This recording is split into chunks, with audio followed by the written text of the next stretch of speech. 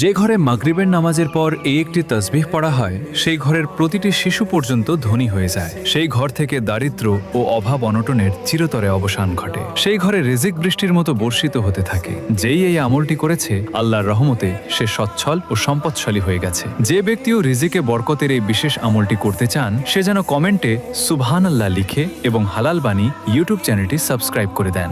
মাগরিবের নামাজ আদায়ের পর জায়নামাজে বসে থাকা অবস্থায় শুরুতে ও শেষে একবার করে দুরূদ শরীফ পাঠ করবেন আর মাঝখানে আল্লাহ পাকের এই দুটি নামের তাসবিহ 100 বার পড়বেন, ইয়া আল্লাহ ইয়া রাজ্জাক।